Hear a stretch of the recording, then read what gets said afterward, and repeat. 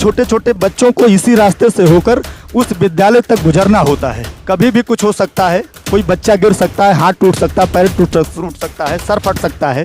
हाँ, जिम्मेदार तो भाई हम ही होंगे। सबसे पहले हमारे ऊपर परेशानी आएगी, उसके बाद तो ऊपर वाले अधिकारी भी रहेंगे। ये टोटियाँ सारी टूटी हुई हैं स्कूल की। आप किस क्लास में पढ़ती हैं बेटा? 5 में। आप एलिफेंट की स्पेलिंग बताओगी? ये इसका मसाला है जो आप देख सकते हैं। ये बनाया गया, इसकी गुणवत्ता आप परख सकते हैं कि इसका सिस्टम क्या है। ये आप देख सकते हैं कि इसकी बालू कैसे गिर रही है।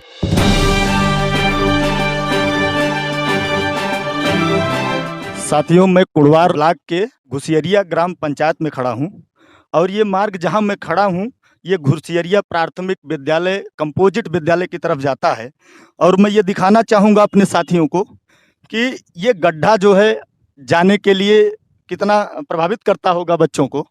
समस्याएं ये हैं कि जब बारिश हो जाती है तो बारिश हो जाने के बाद इस पर स्थानीय लोगों ने बताया कि चलना दूभर हो जाता है। छोटे छोटे नौनिहाल बच्चे किस तरीके से स्कूल तक पहुंचते होंगे, ये सोचने का विषय है। इसकी मिट्टी थोड़ी सी काली टाइप की मिट्टी है और ये बारिश को पाके पूरी तरह पिघलती है। पिघलने के बाद छोटे छोटे बच्चों को इसी रास्ते से होकर उस विद्यालय तक गुजरना होता है, पहुंचना होता है। मैं आपको पूरा रास्ता दिखाऊंगा और ये रास्ता बिल्कुल प्राइमरी कंपोजिट विद्यालय तक जाता है। मैं आपको स्थानीय लोगों से भी बात करके दिखाऊंगा कि आप ये देखें कि यहाँ की स्थिति क्या है। साथियों, मैं आपको ले आया हूँ कंपोजिट विद्यालय घुसियरिया विकास क्षेत्र कुड़वार जनपद सुल्तानपुर। ये उत्तर प्रदेश का है। क्योंकि ये वीडियो बड़ी दूरी तक जाती है तो लोग अनभिज्ञ हो जाते हैं कि होगा कहाँ का। आप ये देख सकते हैं कि सामने जिस स्कूल के सामने हम खड़े हैं और शायद यहीं से ये टीचर गुजरते होंगे, प्रधानाध्यापक जी गुजरते हैं और साथ में बच्चे भी गुजरते हैं। कभी भी कुछ हो सकता है, कोई बच्चा गिर सकता है, हाथ टूट सकता है, पैर टूट सकता है, सर फट सकता है।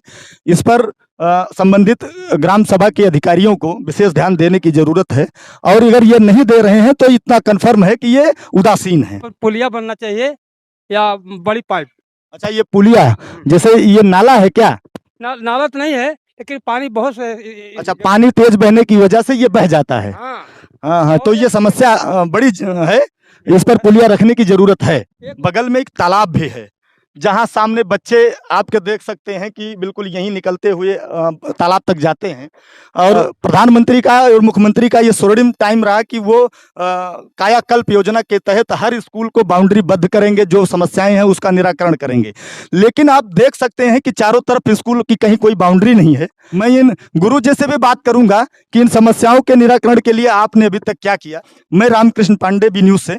मैं ये जानना चाहूँगा कि आपके यहाँ आने के लिए, स्कूल पहुँचने के लिए ये सड़क है और सड़क बारिश के टाइम पूरी तरह जब गीली हो जाती है तो ये मिट्टी काली होने की वजह से फिसलन बहुत होगी इसमें और बहुत दिक्कत होती है। तो मैं ये जानना चाहूँगा कि अभी तक इस पर आपकी क्या कार्रवाई रही? जी, रास्ते के लिए जब भी कार्य योजना विद्यालय की आती है, बीआरसी से मांगा जाता है, तो ये लगभग 4-5 बार लिख के दिया जा चुका है। अच्छा, 4-5 बार लिख के दिया जा चुका है। तो किस अधिकारी को आपने अभी तक दी?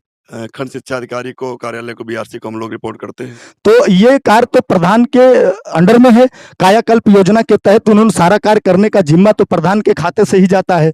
तो इस पर कभी कार्य हुआ या फिर ऐसे पड़ा रहा ये? जी, कायाकल्प में पिछले 5 वर्ष में तो टाइल लगी थी जो है। सिर्फ टाइल लगी? हाँ, और उसके बाद जो अभी नए प्रधान हुए, इन्होंने आपके सामने इंटरलॉकिंग रोड है, इसको लगवाया। अच्छा, ये लगभग मान के चलिए 30 मीटर होगा। प्राइमरी के सामने भी है उधर। जैसे बगल में आपके तालाब है ये, और कोई बच्चा आप पढ़ाने में आप अपना ध्यान उधर लगाए, कोई बच्चा निकल के यहाँ जाए और कोई दुर्घटना हो जाएगी तो इसका जिम्मेदार कौन होगा? हाँ, जिम्मेदार तो भाई हम ही होंगे। सबसे पहले हमारे ऊपर परेशानी आएगी, उसके बाद तो ऊपर वाले अधिकारी भी रहेंगे। लेकिन जो है इसके लिए बाउंड्री वाल के लिए 3-4 बार प्रस्ताव दिया गया, तो अभी तक आई नहीं जो है। अभी प्रधान जी कह रहे थे, जो है जो ग्राम पंचायत अधिकारी भी थी साथ में, तो उन्होंने कहा कि ठीक है, इस 5 वर्ष में हम बाउंड्री वाल जो है किसी तरीके से बनवा देंगे आपकी। यहाँ पे 1 से लेके 8 तक है कंपोजिट। जी, कंपोजिट 1 से 8 तक चलती है। टीचरों की संख्या क्या है? चीजों की संख्या शिक्षा मित्र लेके 8 है पूरा। 8 है। तो क्या सारी उपस्थिति है? जी, जो है बाकी कोविड कंट्रोल में ड्यूटी जिसकी लग गई है उसकी छोड़ के बाकी सबकी है। तो साथियों, ये स्कूल है और ये गुरुजी से बात हुई हमारी। कमरे दिखाना चाहूंगा किनारे किनारे स्थिति क्या है। ये सारे टूटे पड़े हैं और मैं संबंधित अधिकारियों को, जिला शिक्षा अधिकारी को भी सूचित करना चाहूँगा कि ये देखें कि इसकी स्थिति क्या है। सरकार सब पढ़ें सब बढ़ें का जैसा स्लोगन चलाती है और स्कूलों की सुरक्षा के लिए बहुत सारे योजनाओं के तहत धन खर्च कर रही, ये टोटियाँ सारी टूटी हुई हैं स्कूल की। देखें कि समस्याएं क्या हैं और टोटियाँ सारी टूटी, यहाँ शायद चोरी भी हुई हो, मैं नहीं कह सकता कि चोरी हुई है कि कैसे गायब हुई। और मैं ये भी दिखाना चाहूँगा कि ये आपका रसोइया है भाई, रसोइया है और खाना बन रहा है। ये पूरी तरह आप देख सकते हैं कैसे क्या व्यवस्था है, मुझे कहने की ज़रूरत ज़्यादा नहीं है। और ये माता जी हैं जो बर्तन धो रही हैं। तो आप रसोइया हैं? अच्छा, आप रसोइया हैं, आप काम कर रही हैं, ठीक है।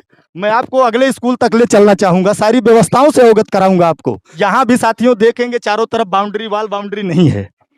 इसमें मवेशी भी घुसते होंगे और जानवर तो आप ये देख सकते हैं कि बच्चों के बीच कुत्ता खा रहा है।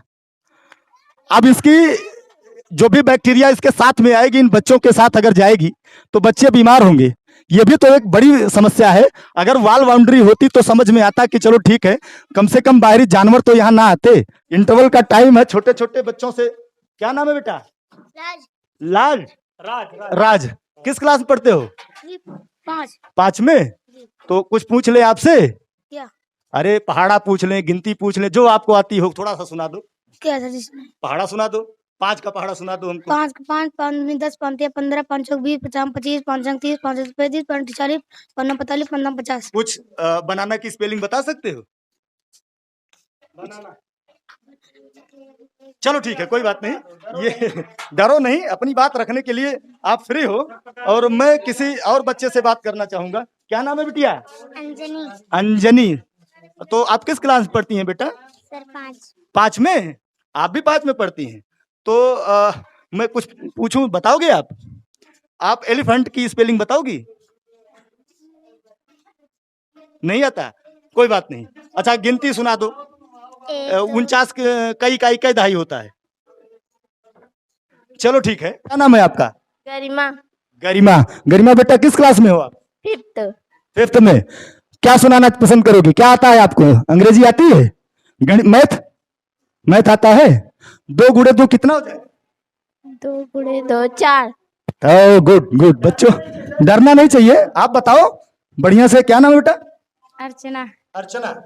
किस क्लास में हो बेटा? 5 में। 5 में बेटा, 5 में है। तो मैं कुछ पूछूं तो आप बताएंगी? क्या पूछ लूं आपसे? बनाना की स्पेलिंग बताओ। एप्पल की बता दो।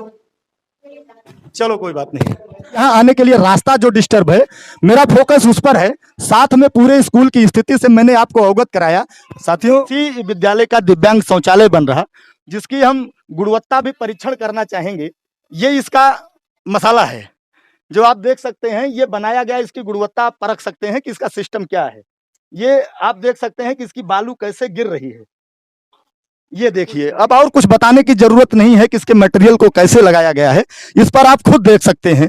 ये 1 महीने के लिए है, ज्यादा से ज्यादा। नहीं, बन तो रहा है। अब बन रहा है लेकिन 1 महीने ज्यादा चलेगा ही नहीं है। तो भाई साहब का आरोप भी है कि 1 महीने से ज्यादा नहीं चलेगा। ये शिक्षा का माहौल यहाँ फिलहाल सुधार रहे हैं, सब लोग मिल के सुधार रहे हैं। मैडम भी लगी हैं, सर भी लगे हैं। 8 लोगों की नियुक्ति है दोनों विद्यालयों में मिला के, और 4 लोगों की उपस्थिति है। और लोगों की कहाँ ड्यूटी लगाई गई है ये तो विभाग ही जाने। बी न्यूज से रामकृष्ण पांडे अपने सहयोगी साथी वेद प्रकाश मिश्रा के साथ। जय हिंद।